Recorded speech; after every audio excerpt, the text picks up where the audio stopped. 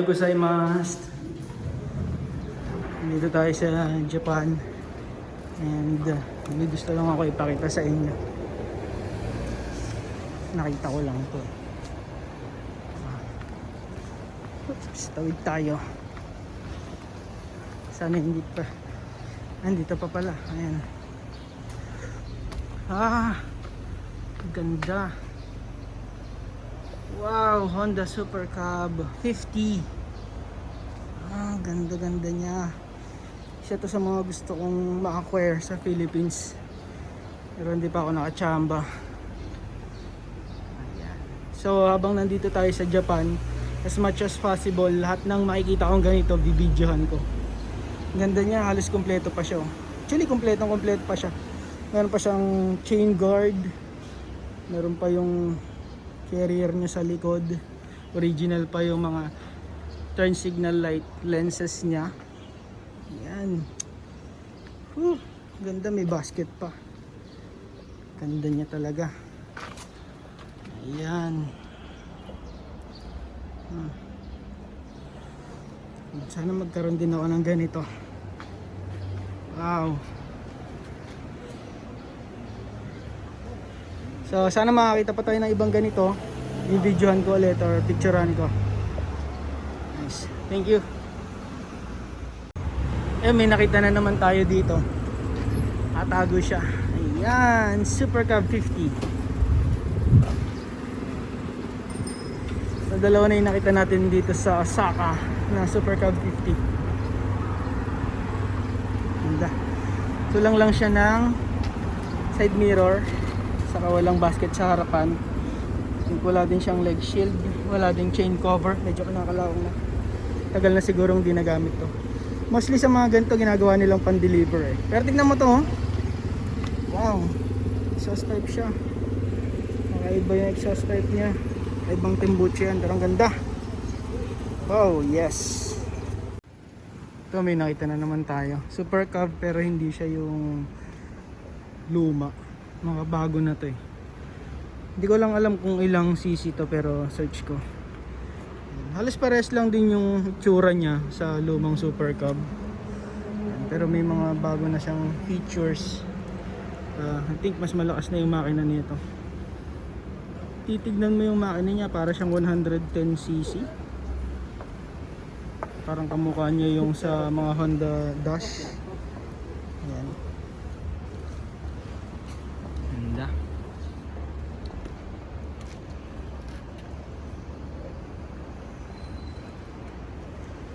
Sana may lumabas na ganyan sa Pilipinas. Okay, ito na yung pangatlong Honda Cub. Hindi siya yung Super Cub 50 pero pangatlong Honda Cub na nakita ko dito sa Japan, Osaka.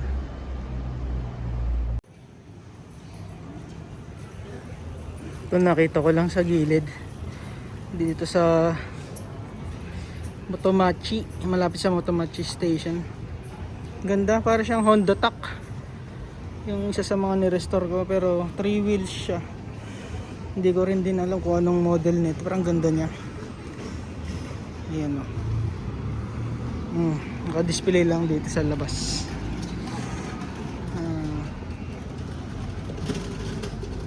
Parking lot, so may parking brake siya. Feeling ko ma-under pa to. And patina restoration siya. Hindi siya ganun kakinis pero para siya military. Restore siya. Ayan, may mga weathering. Ganda. Wow.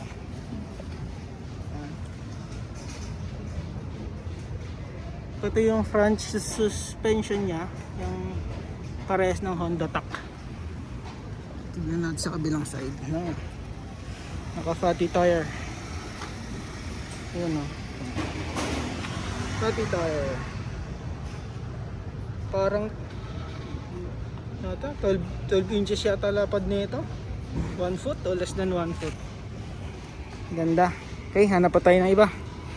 Hindi siya Honda Super Cub pero isa sa mga magagandang nakita ko dito sa Japan. Ayun, may isa na naman. Kaya lang hindi siya Honda Super Cub 50. Para siyang Honda Cub C70 or C90. Bye bye. Yan, may nakita na naman tayong bagong motor. And again, hindi naman siya Super Cub 50 pero ang cute niya.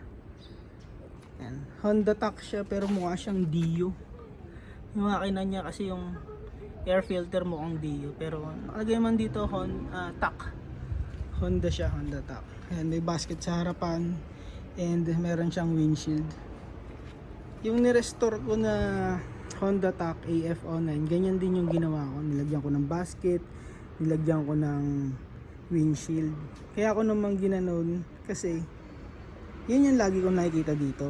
Convenient siya kasi pwede mong lagyan ng pinamili mo sa harapan, tapos kapag medyo malamig hindi ka masyadong giginawin kasi meron siyang windshield. Kaya ganun din yung ginawa ko.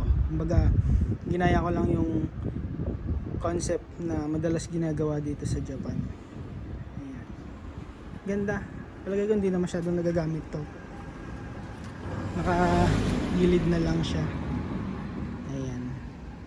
Okay, so next ulit. Sana may makita pa. Ang dami ko nakikitang PCX dito eh. Hindi ko lang sure kung 160 or 150 to. Pero I'm sure ako Honda PCX yan kasi PCX nakalagay. Diba? Meron din dito niyan. Saka meron ding ADB. Ito Yamaha. Hindi ko lang sure kung anong klaseng Yamaha to. Yan. Meron na naman dito. Ay. Ayan. Honda Super Cub. Pero ito iba. May basket din siya. And another one. Ganda. Diba? Super Cub. Ito pang isa lang yung upuan. Ayan. Daming dumadad na nakakayang mag video dito. Dito yan sa Kyoto. Malapit sa Bamboo Forest. So pang 10, 11. Kaya lang sana sa mga gusto kong makita yung mga luma. Ito mga bago na kasi itong mga fuel injected na to eh. Yung luma sana. Ayan, dalawa sila. 10, 11. Okay? Double check ko na lang. Nice. Ganda. Hi guys, ito may nadaanan tayo dito sa Arashiyama, malapit sa Bamboo Forest. Honda Gyro Canopy Miniature Collection. Ito yung mga ginagamit nila pang deliver, saka pang refill sa mga vendo machine nila. And sana makuha natin, gusto ko yung kulay, yung white. Kung hindi yung white, sana yung red or yellow or black. Ay, kalin dyan. So meron naman ako mga barya dito. Sabi niya 500 yen. So, tignan natin kung swerte tayo.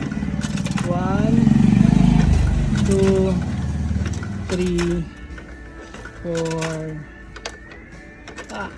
5. Sana ako ito.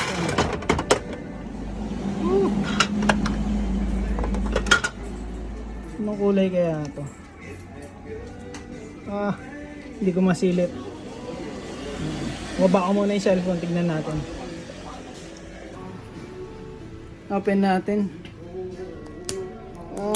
Ayoko sanang sirain yung balot niya, kaya lang hindi ko malalaman kung ano to kung hindi ko sisirain. Isin na lang natin hanggang maaari. Okay. Ayaw pa mo.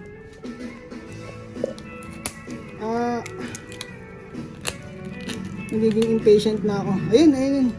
Ito sa gilid. Tandahan natin.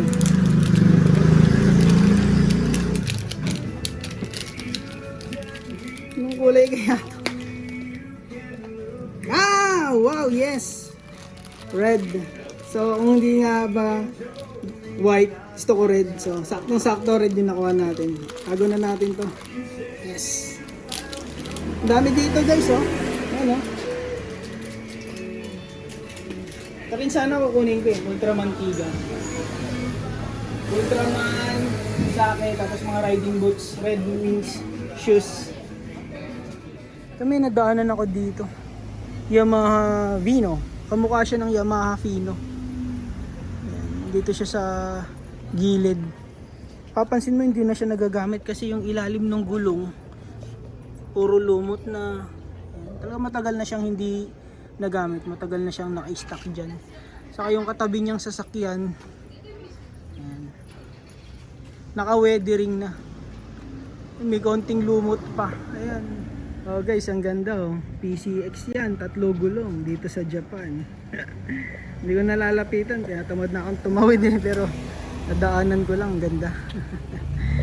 Pero sige na nga, lapitan natin. Tignan natin kung paano niya ginawa ang 3 wheels.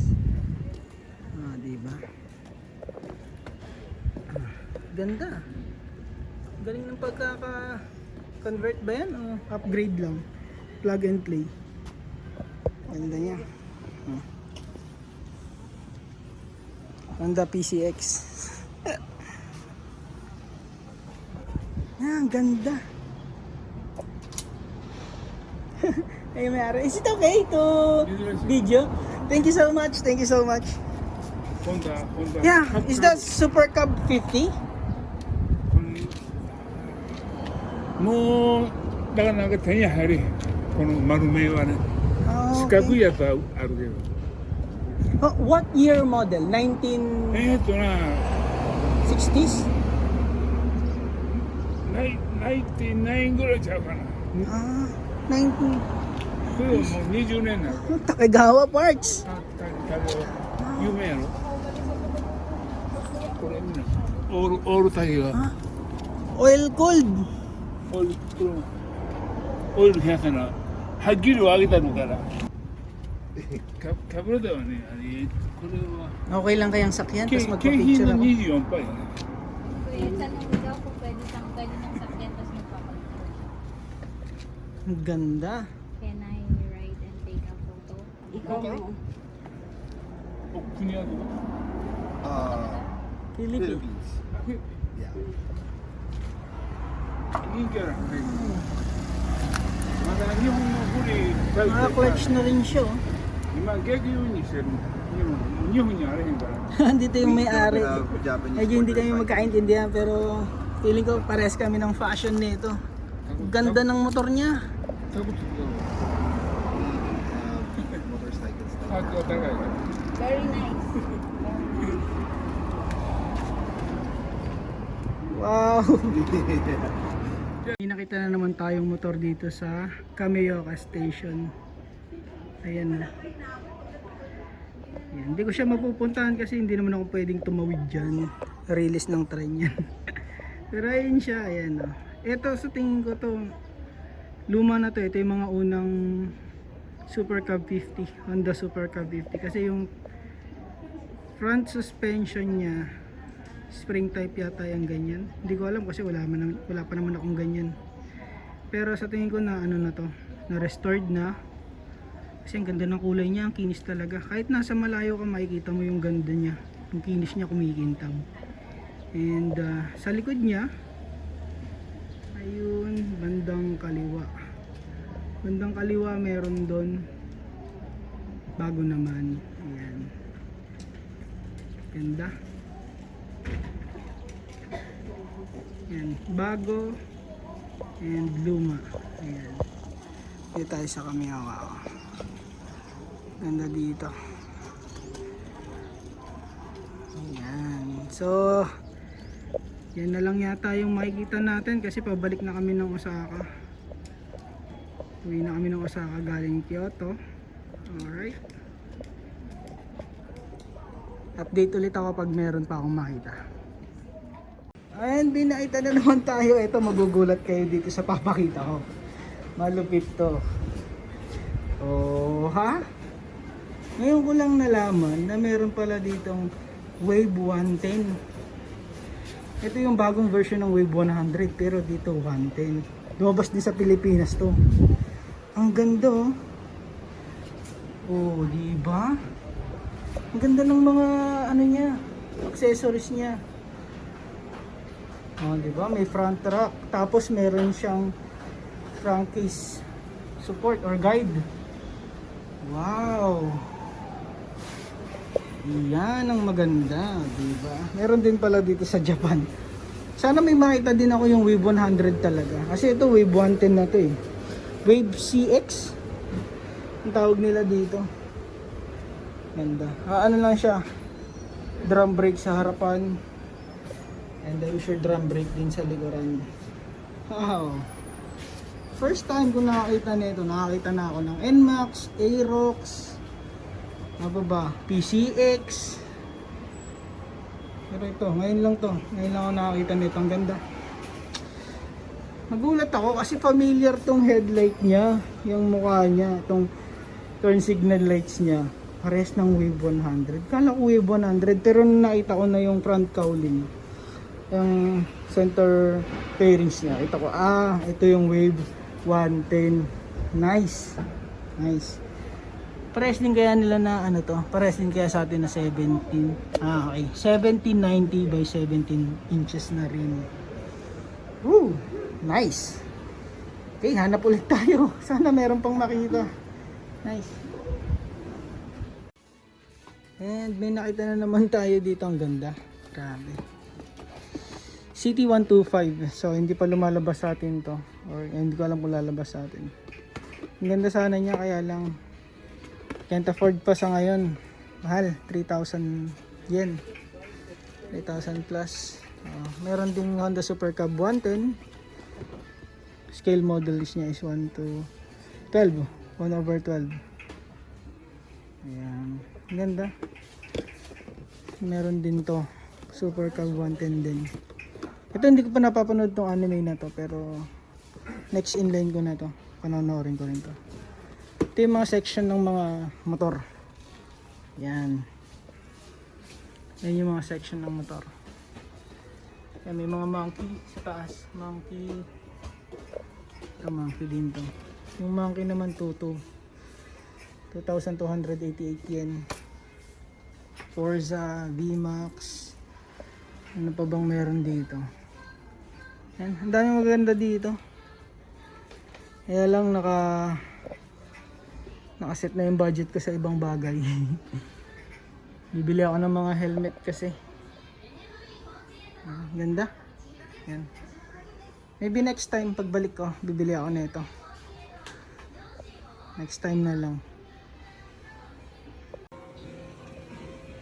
Konting story lang, konting kwento lang. Nakita ni Mrs. to. Jimny. Jimny na JB. So, medyo mahal siya. Hindi rin namin mabibili yan. Ayan. And, kanina nakita rin niya to. Ayan. Itong Jimny na to. Kasi, nung bago-bago pa lang kami ni Mrs., ito yung pinang susundo ko sa kanya sa trabaho. Nasa akin pa rin naman yun. Ito kasi JA11. Yung sa akin, JA22. Ganito rin, pero iba nga lang yung headlight, pero almost identical sa JA11. So since mayroon akong Jimny,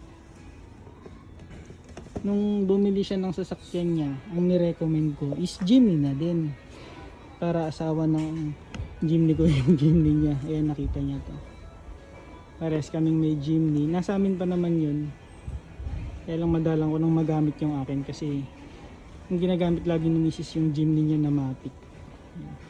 Ganda sana kung makakabili nito, kaya lang budget is tight. Next time. Okay.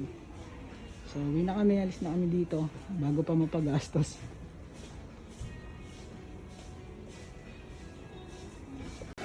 May nakita na ako dito. Ayan. Kaya lang hindi siya Super Cub, chain lang siya. I-chain lang ng Super Cub. So hindi pa sigurado kung makukuha natin to. May tendency na makuha natin to. Ito. So ito sana makuha, kaya lang hindi ko na isusugal. 300 yen siya. Dito naman sa gilid merong NSR 250. Mga keychain. Sayang, wala talaga.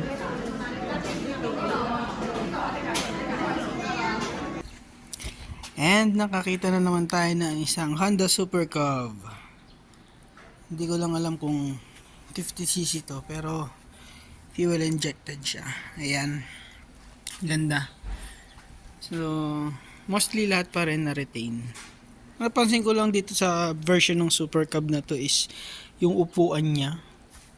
pang dalawahan na. Hindi na katulad nung unang labas na isa lang yung nakakaupo, pang driver lang. Tapos yung isa, lalagyan siya ng box or pwede mo rin lagyan ng cushion para sa passenger. Pero ito talagang dedicated na for passenger yung likod niya.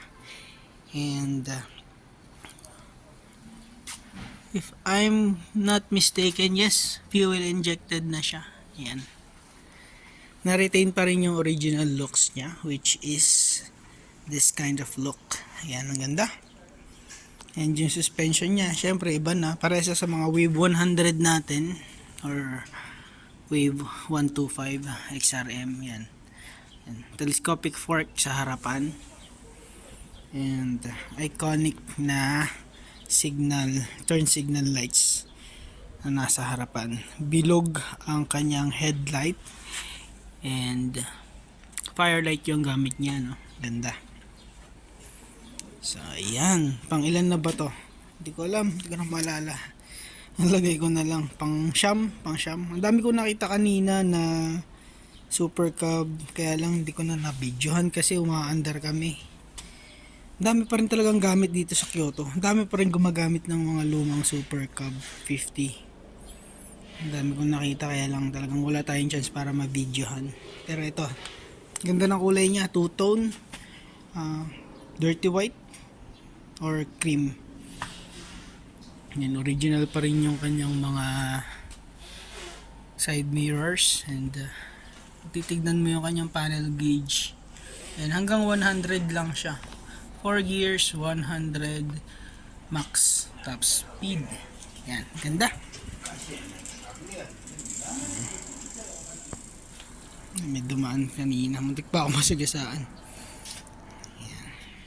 May nakita na naman tayong Honda Super Cub 50, pero kukunin ko kasi itong loop na bicycle, rerentahan ko, nadaanan ko to. Wow, yan, hindi yan ito yung nadaanan ko. Ayan. Ito yan, ganda. Iba-iba yung kulay niya. Katulad ng iba, patina restoration din siya. Sili mukha siyang luma, madami siyang minor na rushes.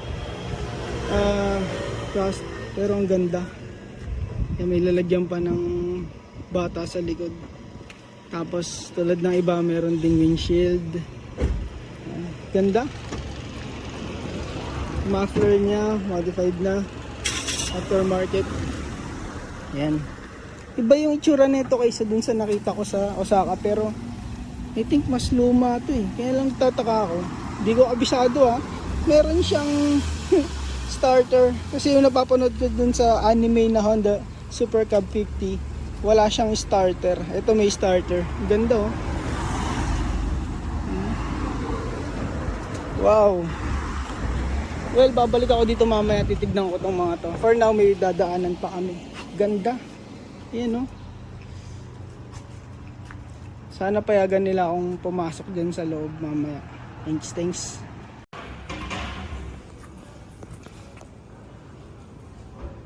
Paglabas ko ng convenience store, nakita ko tong Honda Super Cub na to. Nag-Google search ako and isa pala tong 2023 Honda Super Cub 110 with engine displacement na 109cc. Ang kagandahan sa motor na to is fuel injected na siya. That means matipid siya sa gas at eco-friendly na din. Isa sa mga safety features niya is naka front ABS siya. Hindi na basta-basta magi-slide yung gulong mo once na nag full brake ka sa harap. Dagdag forma na din sa motor na to yung cast aluminum wheels niya. And on top of that, naka-tubeless na din siya. Ang ganda, di ba?